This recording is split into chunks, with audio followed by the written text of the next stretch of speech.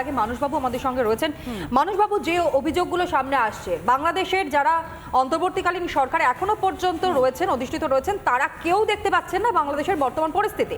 আর এরই মধ্যে আমরা খবর ব্রেক করছি যে আরো একবার হামলার ঘটনা ঘটলো এবং হিন্দু মন্দিরে সেখানে হামলার ঘটনা ঘটেছে। এমনকি প্রতিমা শুধু যে আঁচ পড়েছে তা নয়, ভাঙচুর চালানো হয়েছে, সঙ্গে গহনা এবং নগদ অর্থ নিয়ে লুট, অর্থাৎ লুটপাটও পর্যন্ত চলেছে।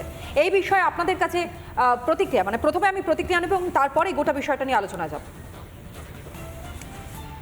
এটা তো একদিনের ঘটনা নয়, এটা দীর্ঘদিন থেকে চলছে এবং এটা সেই 1947-এর পর থেকেই চলছে যে ভারত থেকে যে অংশগুলোকে ভাগ করা হয়েছে সেই অংশগুলোকে সম্পূর্ণভাবে হিন্দু শূন্য করতে হবে। এটা একটা পরিকল্পনার অংশ মাত্র। কারণ আমরা চট্টগ্রাম কোর্টের ইতিহাসে দেখিয়েছি যে 1950 সালে সেখানকার পাবলিক প্রসিকিউটর হিন্দু বলে জোর করে পদত্যাগ করানো হয়েছিল। সেটা নিয়ে ভাবার কিছু নেই, হয় লড়তে হবে। আমি একটা বই দলিল দেখানোর চেষ্টা করছি, মানে অথেন্টিক একটা ডকুমেন্টস। এই বইটার নাম হচ্ছে contribution of India in the war of liberation of Bangladesh. এইটাতে 325 পাতা থেকে 518 পাতা পর্যন্ত একটা লিস্ট আছে। কিসের লিস্ট জানো? সেটা হচ্ছে বাংলাদেশের জন্য ভারতের সৈন্যরা কে কোথায় প্রাণ দিয়েছিল, কবে প্রাণ দিয়েছিল, কিভাবে সে মারা গিয়েছিল তার লিস্ট। হাজার হাজার সৈন্য, শুধু বাঙালি নয়, প্রথম 100 জন সৈন্য পাঞ্জাবি। মানে এর পরেও মানে ভারতবর্ষ এমন কিছু নেই যা বাংলাদেশকে দেয়নি। এমনকি প্রথম বাংলাদেশের আপনি এই কথা বলছেন, কিন্তু বাংলাদেশের ওপারে যারা এই হামলার ঘটনাগুলো ঘটাচ্ছে, যারা নির্লজ্জ বর্বরচিত আক্রমণ করছে, তারা কিন্তু এসব মানতে চাইছে না। তারা চোখটা বন্ধ করে রেখেছে, তারা স্থির করেছে আমরা চোখ খুলবো না। সেটা তারা মানবে না, সেটা তারা মানবে না। কারণ বর্তমান 2024-এ গোটা বিশ্ব আড়াআড়ি ভাবে ভাগ হচ্ছে। একটা বিশ্ব তারা সভ্যতার পক্ষে, তারা গণতন্ত্রের পক্ষে, আরেকটা বিশ্ব তারা অন্ধ ধর্মান্ধতার পক্ষে, মৌলবাদের পক্ষে। আমাদের একমাত্র উচিত হচ্ছে মৌলবাদের মাথা ভেঙে ঘুরিয়ে দেওয়া। বাংলাদেশ এখন সেই মৌলবাদের পক্ষে। সুতরাং মৌলবাদকে সম্পূর্ণরূপে নিশ্চিহ্ন করাটা আমাদের আগামী পদক্ষেপ হওয়া উচিত, না হলে কিন্তু এই অত্যাচার চলতেই থাকবে। একেবারেই মানুষবাবু, আপনি থাকুন আমাদের সঙ্গে। আমি শতরূপাদির কাছে আবারও ফিরে আসবো। শতরূপাদি, আপনি যেমনটা বলছিলেন, আপনাকে থামাতে হয়েছিল কিছু অডিওর সমস্যার জন্য, আপনি যেমনটা বলছিলেন। আমি বলছিলাম যে এই ভদ্রলোকে যার দেখাচ্ছিলে, মানে আজকাল ভদ্র বলতেও চারবার ভাবতে হয়, যার কথা দেখাচ্ছিলে তোমরা এর আগে বাংলাদেশের সোকল নেতা, তার পুরো স্পিচটা দেখালে বুঝতে পারতে যে সে কোন অন্য মানে আরব দেশের সঙ্গে তার অরিজিন, সেই সব কথাবার্তা বলছে, মানে কতটা ডেঞ্জারাস হয়ে গেছে। আর যারা এরা বড় বড় কথা বলছে, নিজেরাই ছায়াযুদ্ধ করে যাচ্ছে। ভারতবর্ষ কিন্তু একবারও বলেনি যে আমরা ওখানে যুদ্ধ করতে যাব, আমাদের চট্টগ্রাম চাই, আমাদের অমুক চাই। তো লোকাল লোক, অন্য লোক হয়তো বলছে, কিন্তু ভারতবর্ষের কাছ থেকে অফিসিয়াল স্টেটমেন্ট এরকম কিচ্ছু নেই। বরঞ্চ আমাদের মিডিয়ার কাছ থেকে শুনতে হচ্ছে, বা অন্যান্য লোকজন বলছে, অপোজিশন বলছে যে ভারতবর্ষ কেন কিছু বলছে না। ভারতবর্ষের তরফ থেকে দুটো ডিপ্লোম্যাটিক কথাবার্তা হয়েছিল। এক তো ফরেন সেক্রেটারি নিজে গেছিলেন কিছুদিন আগে, আরেকটা তোমার মনে থাকবে ত্রিপুরায় থাকাকালীন ত্রিপুরার রাজ্যে যে ওখানে কোনো ডেপুটি সেক্রেটারি গেছিলেন। দুবারই আমরা কিন্তু খুব ক্লিয়ার বলেছি যে ভারতবর্ষের সঙ্গে বাংলাদেশের, আমরা কিন্তু তাও বড় বড় কথা বলিনি, ভারতবর্ষের সঙ্গে বিভিন্ন রিলেশনশিপ আছে। বাংলাদেশ জিওগ্রাফিক্যালি আমরা 3 দিকে আগলে রেখেছি। আজকে বাংলাদেশ হয়েছে ভারতবর্ষের জন্য। এবং এই যে নেতা বড় বড় কথা বলছে, সে কিন্তু স্বয়ং এনডিএ থেকে, মানে ন্যাশনাল ডিফেন্স একাডেমি থেকে, যেটা ভারতবর্ষের দেরাদুনে আছে, সেইখান থেকে ট্রেনিং নিয়ে গিয়ে আজকে বাংলাদেশে গিয়ে বড় বড় কথা বলছে। ওরা ওদের ইউথকে বন্দুক চালাতে শেখাবে, কি পড়তে শেখাবে, যা খুশি শেখাক। আমি মানুষবাবুর সঙ্গে একটা শুধু সংযোজন করব, একটু ভদ্রতা শেখাক, একটু মানে গ্রেটফুল হতে শেখাক, একটু এই শিক্ষাগুলো দিক, তাদের নিজেদের ইতিহাসটা শেখাক।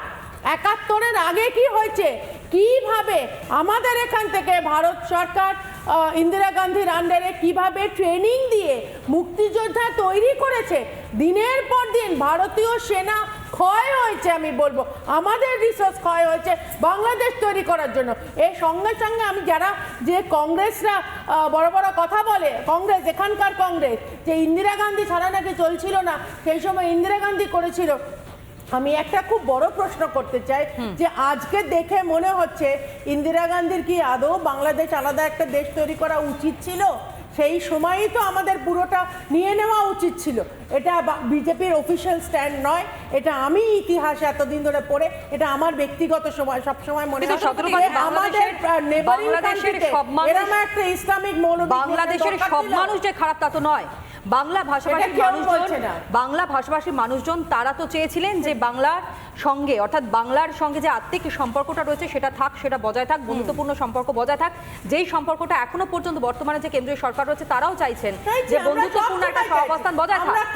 যুদ্ধ করলেই করা যায়, কিন্তু সব থেকে বড় বিষয় যুদ্ধ তো ভারত চাইছে না। ভারত চাইছে শান্তির বার্তা নিয়ে যাতে নিজেদের মধ্যে সব রকম ভাবে আলোচনার মধ্যে দিয়ে পরিস্থিতি স্বাভাবিক করা সম্ভব হয়। কারণ একটাই জায়গা স্ট্যাটিক রয়েছে ভারত, যে হিন্দু নিধনের যে মহাযজ্ঞ এই মুহূর্তে বাংলাদেশে শুরু হয়েছে সেই যজ্ঞটার পরিসমাপ্তি হোক, সেখানকার যারা সংখ্যালঘু হিন্দুরা তারা ভালো থাকুক, কিন্তু সেই বুদ্ধিটুকুনি যদি বা সেই সদ্ভাবটুকুনি যদি তারা অন্যভাবে নেওয়ার চেষ্টা করে তাহলে হয়তো একটা না একটা সময় ভারতকে রুখে দাঁড়াতে হবে।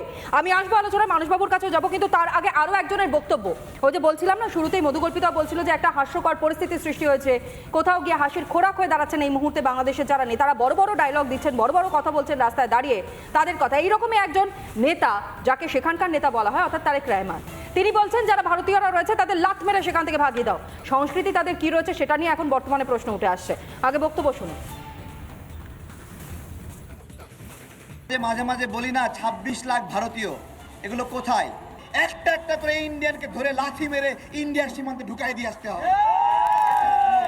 গতদিন স্বরাষ্ট্র দপ্তর থেকে বলা হয়েছে 10 লাখ বিদেশি বাংলাদেশে অবৈধভাবে কাজ করে। এটা কি আমেরিকানরা অবৈধভাবে কাজ করে? রাশিয়ানরা কাজ করে? কারা কাজ করে? ভারতীয়রা কাজ করে।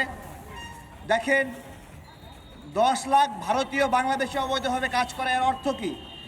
অবৈধভাবে কাজ করলে কি হয়? এরা যে ইনকাম করবে এর উপর কোনো ট্যাক্স আরোপ হবে না, এরা যে টাকা পাঠাবে সেটা কোনো লিস্টেড হবে না, ব্যাগে করে লাগেজে করে টাকা নিয়ে যাবে। এটা যে বাংলাদেশকে কতটুকু ভিতর থেকে খেয়ে ফেলে তা আমি বোঝাতে পারবো না। বাংলাদেশে নাকি এরা নেতা এবং এরা বলছেন যে অনুপ্রবেশ নাকি হচ্ছে। আচ্ছা, প্রশ্নটা একটা জায়গায়, ভারতের থেকে কেউ কি বাংলাদেশে যাচ্ছে? মানে বাংলাদেশে এরকম খবর কি নিত্যদিন হয় মধুকল্পিতা? আমার তো মনে পড়ে না যে বাংলাদেশ থেকে খবর সামনে আসছে যে অনুপ্রবেশ হচ্ছে, বহিরাগতরা তারা ঢুকে পড়ছে, প্রচুর প্রচুর মানুষও তারা বর্ডার পার করে নাকি ওপারে চলে যাচ্ছে। অদ্ভুত সব যুক্তিগুলো সামনে দিচ্ছেন মানুষবাবু। না না, এই একদম উন্মাদ জঙ্গিদের রাজ্যে পরিণত হয়েছে বাংলাদেশ। আমি তোমাকে একটা প্রচুর ঘটনা বলি, সেটা হচ্ছে বাংলাদেশের একজন বিখ্যাত রবীন্দ্রসঙ্গীত শিল্পী, তিনি প্রয়াত হয়েছেন, তার নাম পাপিয়া সারোয়ার, গতকাল। অত্যন্ত দুঃখের ব্যাপার হচ্ছে যে যেহেতু বাংলাদেশ জঙ্গিদের মতে এখন সেখানে গান নিষিদ্ধ, সেখানে এই সাংস্কৃতিক কার্যক্রম নিষিদ্ধ, সেই জন্য গ্রামে গঞ্জে তার যে ফলোয়ার্স ছিল তারা শোক পালন পর্যন্ত করতে পারছে না। যে দেশে গান ভালোবাসে না, যে দেশে পড়াশোনা ভালোবাসে না, সেই দেশটার বিরুদ্ধে আমাদের সবার কঠোর ব্যবস্থা নেওয়া উচিত। কারণ না হলে তার এফেক্ট আমাদের রাজ্যে এসে পড়বে, কারণ আমাদের রাজ্যের সঙ্গে তাদের সীমানা বড় বেশি। সুতরাং অতি দ্রুত এইসব উন্মাদ জঙ্গিদের বিরুদ্ধে আমাদের দ্রুত ব্যবস্থা নিতে হবে, সেটাই আমাদের আগামীর লক্ষ্য হোক, কর্তব্য হোক। একেবারেই মানুষবাবু, এটাই হচ্ছে সব থেকে বড় বিষয়। আর সব থেকে খারাপ কোথায় লাগে জানেন তো? এই যে বাংলাদেশ যারা এত কথা বলছে, সেই দেশে যারা ইসকনের ভক্তরা রয়েছেন, যারা হিন্দুরা রয়েছেন, সে দেশের যারা সংখ্যালঘু তারা সে দেশে থাকতে পারছেন না। 98 বছরের বৃদ্ধা তিনিও থাকতে না পেরে একেবারে এই দেশে এসে পৌঁছচ্ছেন বৈধ কাগজপত্র ছাড়া। তিনি এসেছেন, যে কারণে তাকে গ্রেফতার করা হচ্ছে এবং তিনি বলছেন যে তিনি সেই দেশে আর থাকতে পারছেন না, সে দেশের পরিস্থিতি ভয়ঙ্কর হয়ে উঠছে। নানা ধরনের কন্টেন্ট দেখার জন্য লাইক করুন, শেয়ার করুন আমাদের ফেসবুক পেজ, সাবস্ক্রাইব করুন আমাদের ইউটিউব চ্যানেল। পাশাপাশি অন্যান্য ব্রেকিং নিউজের জন্য অবশ্যই চোখ রাখুন রিপাবলিক বাংলায়।